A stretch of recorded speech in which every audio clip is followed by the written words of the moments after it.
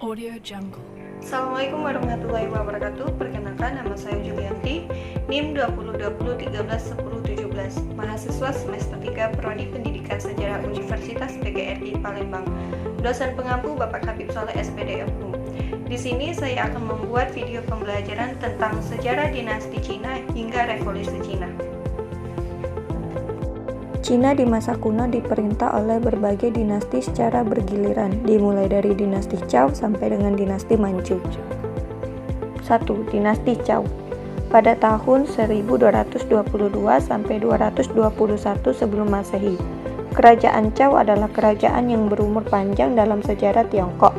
Pendiri dinasti Zhou yang sebenarnya adalah Zhou Wuwang, anak dari Zhou Wenwang. Ia juga yang telah menjatuhkan kerajaan Shang. Zhou Wuwang adalah seorang raja muda yang menanamkan dasar-dasar untuk dinasti Zhou yang berdiri sesudahnya. Dalam kepercayaan Cina, ia dianggap sebagai dewa. Pada masa pemerintahan Zhou Wuwang, yaitu Zhou Wenwang, mendapat kehormatan besar karena mempunyai sifat-sifat yang lebih tinggi dari orang lain dan juga mendapatkan kedudukan mulia dalam sejarah Tiongkok.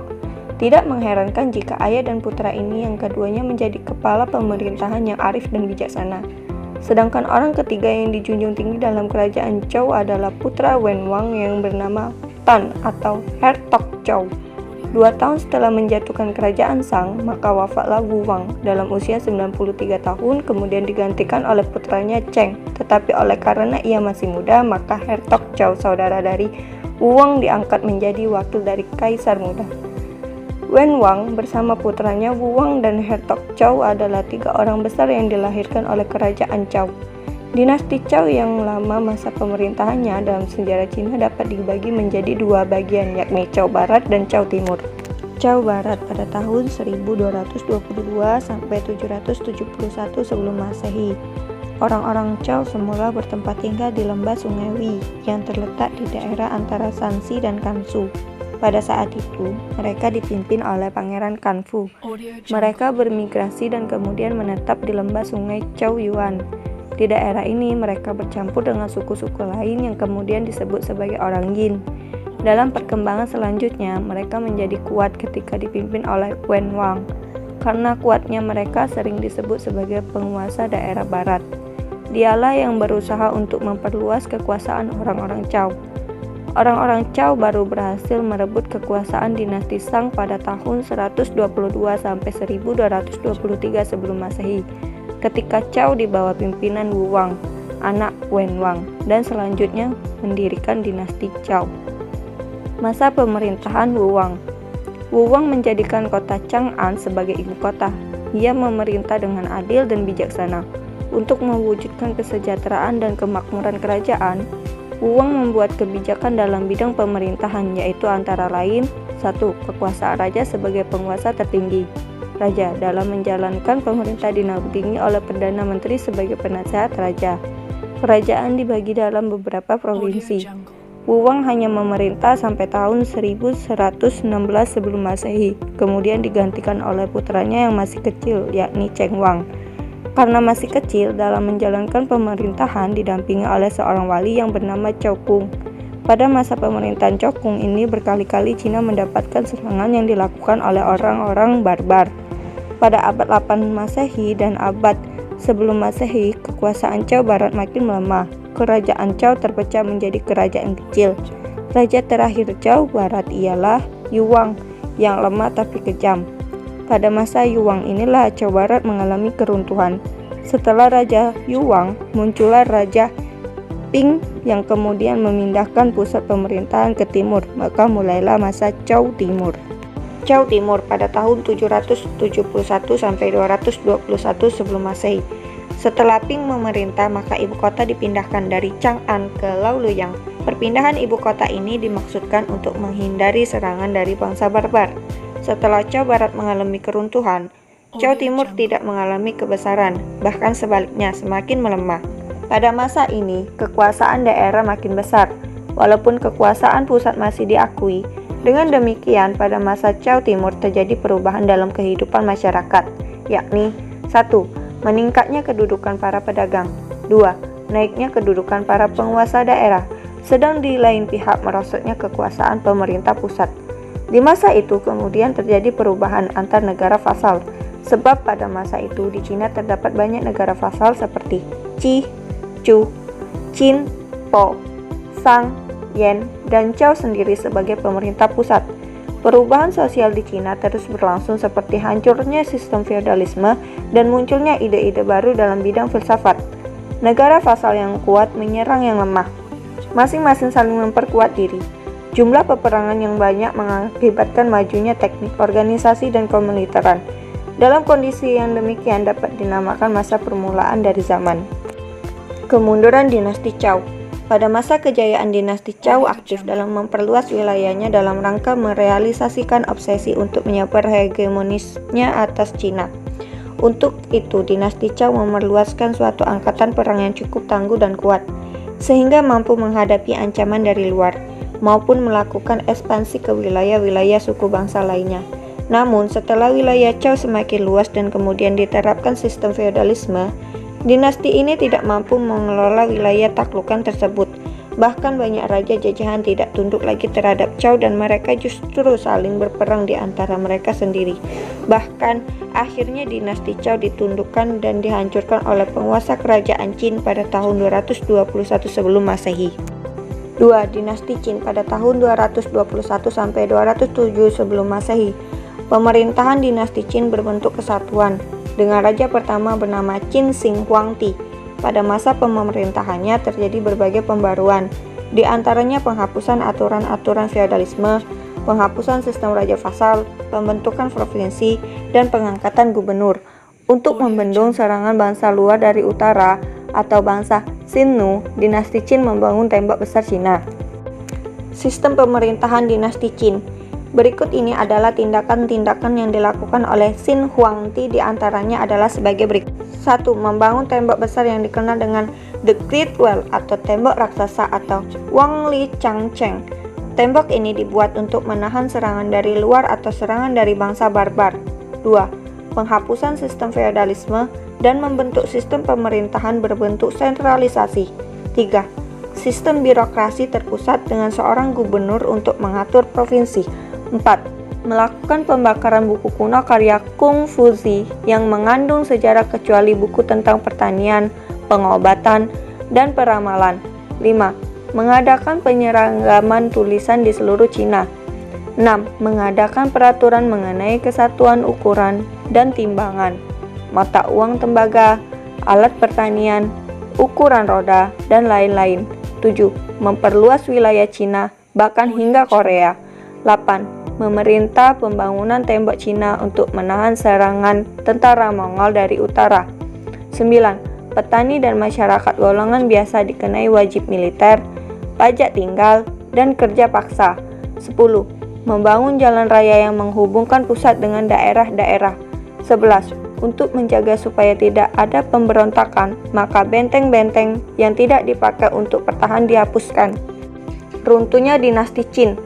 Segera setelah Shi Huangdi menghembuskan nafasnya yang terakhir, maka timbul suatu komplotan. Sebelum ia meninggal, Shi Huangdi sebenarnya telah menulis sepucuk surat kepada putra sulungnya, yang ketika itu berada di perbatasan utara sebagai orang buangan. Sebagai penggantinya, Ling Shu mengirimkan sebuah surat palsu bersama rekan-rekannya dan mengirimkannya kepada putra sulungnya. Dalam suratnya, ia mengajukan untuk membunuh diri. Kemudian komplotan-komplotan itu menjalankan sabda raja palsu untuk mengangkat putra kedua Kaisar Hu Hai menjadi penggantinya. Biarpun Shi Huangdi berusaha agar negerinya tetap diperintah oleh turunannya, tapi dinastinya cuma mencapai usia 15 tahun setelah ia meninggal. Sementara itu terjadilah perebutan kekuasaan antara Xian Yu dengan Liu Pang dan berakhir dengan kemenangan Liu Pang dan berhasil mendirikan dinasti baru, yakni dinasti Han. 3. Dinasti Han pada tahun 206 sampai 220 sebelum Masehi. Dinasti Han terbagi menjadi dinasti Han Barat dan Han Timur. Han Barat dimulai tahun 206 sebelum Masehi dan berakhir tahun 8 Masehi. Liu Bang yang lazim disebut Han Gozu adalah kaisar pertama dinasti Han dengan Chang'an sebagai ibu kotanya. Zaman Han merupakan salah satu zaman kejayaan dalam agama Cina. Dinasti ini berhasil mencapai kesatuan politik dan kebudayaan. Oleh karena itu, orang-orang Cina bangga akan adanya dinasti Han ini. Dinasti Han ini disisipi oleh dinasti lain, yakni dinasti Qin pada tahun 8 sampai 23 Masehi. Oleh karena itu, dinasti Han terbagi menjadi dua masa. Pertama, masa Han sebelum dinasti Qin disebut Barat pada tahun 206 sebelum Masehi sampai 8 Masehi. Pusat pemerintahannya di Chang'an. Kedua, masa Han sesudah dinasti Qin disebut Han Timur pada tahun 23 sampai 220 Masehi dengan pusat pemerintahannya di Luoyang. Dinasti Tang pada tahun 618 sampai 960 Masehi. Pendiri resmi dari dinasti Tang adalah Lin Yuan, tetapi pendiri sebenarnya kerajaan ini adalah Li Xingmin, putra kedua dari Li Yuan dan ahli perang. Li Xingmin yang telah mengeluarkan tenaga besar untuk membentuk kerajaan itu, dan susah itu berdirilah kerajaan besar pula untuk memperkokoh. Masa dinasti Tang merupakan masa gemilang juga dalam sejarah Cina. Pendiri dinasti ini adalah Li Yuan. Setelah naik tahta bergelang Tang Kaosu pada tahun 618 sampai 627 Masehi. Setelah ia meninggal, kemudian digantikan oleh putranya Li Ximin dengan gelar Tang Taisung pada tahun 627 sampai 649 Masehi. Ia dapat dikatakan kaisar terbesar dalam sejarah Cina. Seorang jenderal perang yang cakap, seorang negarawan, sastrawan, dan imperialis. Di bawah ini pemerintahan Tang Taisung, Cina menjadi suatu kerajaan yang lebih megah daripada Han. Selain sebagai seorang kaisar yang cakap dan bijaksana, Tang Taisung terkenal dengan seorang pencipta karya kesusastraan. Umumnya zaman Tan sering disebut sebagai zaman berkembangnya kesusastraan. Sebagai seorang sastrawan, ia terkenal sebagai pelindung kesusastraan dan seni, sekaligus pemersatu kebudayaan Cina. Pada masa Tang Taisung, inilah musafir Cina Xuanzang mengunjungi India untuk mempelajari ajaran Buddha. Di zaman ini juga banyak disusun peraturan perundang-undang yang kemudian diikuti oleh dinasti-dinasti berikutnya. Pada masa ini juga telah terjalin hubungan dengan dunia luar, seperti Yunani yang pada 640 Masehi mengirim utusan ke Cina.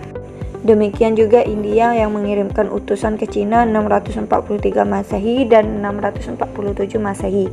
Pada masa Tang Taisung, di Tibet memerintah seorang raja besar, yakni Srongtsang Sampo. Dengan raja ini kemudian Tang Taisung berperang untuk memperebutkan daerah Kokonar. Tetapi peperangan berakhir dengan perkawinan antara raja Srongtsang Sampo dengan putri Tang Taisung, yakni Wi Cheng. Wi Cheng inilah yang banyak adilnya dalam kaitannya dengan masuknya agama Buddha ke Cina. 5. Dinasti Song pada tahun 960 sampai 1127 Masehi. Dinasti Song adalah salah satu dinasti yang memerintah di Cina antara tahun 960 sampai dengan tahun 1127 Masehi sebelum Cina diinvasi dengan bangsa Mongol. Pendiri dinasti Song adalah Cao Guanyin dengan gelar Song Taisu. Dinasti ini kerap kali mendapat gangguan dari bangsa-bangsa di perbatasan, seperti bangsa Khitan di sebelah utara, bangsa Jurchen di sebelah Manchuria, bangsa Mongol di sebelah Mongolia. Karena gangguan-gangguan inilah dinasti Song terpecah menjadi dua bagian, yakni A. Song Utara 960 sampai 1127 Masehi dengan Pin atau Kaifeng sebagai ibu kotanya. B. Song Selatan 1127 sampai 1279 Masehi dengan Nanking sebagai ibu kotanya. 6. Dinasti Yuan pada tahun 1260 sampai 1368 Masehi. Dinasti Yuan berlangsung dari tahun 1260 sampai 1368 Masehi. Merupakan dinasti pertama yang didirikan oleh Kubilai Khan dengan gelar Yuan Shichao, dan juga merupakan satu-satunya dinasti dalam sejarah Cina yang memiliki wilayah kekuasaan terbesar. Wilayah kekuasaannya meliputi seluruh wilayah daratan Cina hingga sampai ke wilayah Asia Barat. Setelah dinasti Song runtuh, maka bangsa Mongol di bawah pimpinan Kubilai Khan berhasil menguasai seluruh Cina. Di bawah bangsa Mongol, Cina menjadi satu imperium yang luas di dunia pada masa itu. Dinasti Yuan berkuasa dari 1260 Masehi sampai dengan 1368 Masehi. merupakan suatu masa yang cukup lama dapat membentuk suatu imperium yang besar. Daerah kekuasaan kebilekan membentang dari Venesia di Italia, Rusia, Persia, dan Mesopotamia di bagian barat dan di bagian timur dibatasi oleh Laut Cina Timur. Dan dari Mongol utara melintang sampai di Indochina di selatan. 7. Dinasti Ming. Dinasti Ming adalah dinasti Cina asli, dalam arti bahwa dinasti ini didirikan oleh etnis Cina asli.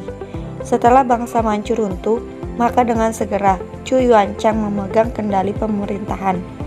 Chu Yuanzhang sebagai pendiri dinasti Ming berasal dari rakyat biasa atau petani rendahan, tetapi hidupnya diisi dengan hidup di biara Buddhis. Setelah menjadi kaisar, Chu Yuanzhang menggunakan gelar Ming Taizu. Ia juga terkenal dengan nama Hung Wu, dengan Nanking sebagai pusat pemerintahannya. Istilah Ming berarti cemerlang. 8. Dinasti Manchu. Dinasti Manchu adalah suatu dinasti asing yang didirikan oleh bangsa Manchu. Dinasti ini termasuk salah satu dinasti yang paling lama. Masa pemerintahannya dalam sejarah Cina yakni hampir 3 abad. Di bawah kekuasaan dinasti Manchu, yakni pada masa pemerintahan kaisar-kaisar terkenal seperti Kang He dan Qing Lung, Cina mengalami masa kejayaan. Di bawah pemerintahan kedua kaisar tersebut, wilayah kekuasaan Cina sangat luas, yakni meliputi seluruh wilayah Cina dalam dan Cina luar, yang meliputi Mongolia, Manchuria, Sinking, dan Tibet. Pengaruhnya juga sampai ke Nepal, Burma, Laos, Siam, Annam, Korea, dan Ryukyu. Pada masa dinasti Manchu pula penduduk Cina berkembang cepat, sebab masa ini masa kemakmuran Cina. Pada masa ini juga sudah banyak orang-orang Eropa yang datang ke Cina, terutama Inggris, Perancis, Spanyol, dan Portugis. Selama itu dalam bidang kebudayaan Cina tidak mengalami banyak kemajuan. Perubahan terjadi setelah datangnya bangsa Barat. Bangsa Manchu ini termasuk penganut kebudayaan Cina, dan mereka ini menggunakan adat kebiasaan atau tradisi Tionghoa atau Cina sebagai kebudayaan sendiri. Revolusi Cina. Revolusi Cina terjadi karena timbulnya nasionalisme Cina. Nasionalisme Cina di bawah pimpinan Sun Yat-sen. Gerakan nasionalisme Cina dilandasi oleh 3 hal, yaitu timbulnya angkatan baru yang berpaham modern, timbulnya rasa nasionalisme, serta Wuchang Dai. Dengan adanya penyelewengan dan kelemahan dinasti Manchu, adanya kekacauan Cina terwujud dalam peperangan dan diakhiri dengan perjanjian-perjanjian yang banyak merugikan Cina. Melalui Kanton, ibu kota Guantun, masuklah ide-ide, paham-paham, dan pikiran Barat yang liberal. Mereka bersatu dan bersama-sama menggulingkan pemerintahan Manchu dan mengusir bangsa Barat dari Cina. Hal ini menyadarkan rakyat Cina, terutama kaum muda, untuk bangkit menyelamatkan bangsa dan negaranya.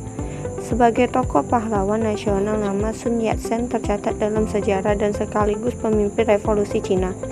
Dengan ajarannya, San Minchu, 3 asas kerakyatan, yakni Mitsen, kebangsaan atau nasionalisme, Minsu, kerakyatan atau demokrasi, dan Minseng, kesejahteraan atau sosialisme. Hal lainnya adalah meredahnya pertempuran, serta yang paling berarti adalah kemerdekaan Cina karena telah menumbangkan dinasti Manchu. Karena dinasti inilah penyebab terjadinya perang disebabkan sistem pemerintahannya yang dinilai salah oleh kaum revolusioner. Pada masa revolusi Cina juga terjadi persatuan 5 suku bangsa yang ada di Cina. Hal inilah yang sebetulnya membawa perdamaian di Cina, yang mana secara resmi dinyatakan meletusnya revolusi di Wuchang pada tanggal 10 Oktober 1911. Itulah video singkat yang saya buat tentang sejarah dinasti Cina hingga revolusi Cina. Selain bertujuan untuk menyelesaikan tugas UTS yang diberikan dosen, saya berharap agar video singkat ini bermanfaat bagi kita semua. Saya akhiri, wassalamualaikum warahmatullahi wabarakatuh.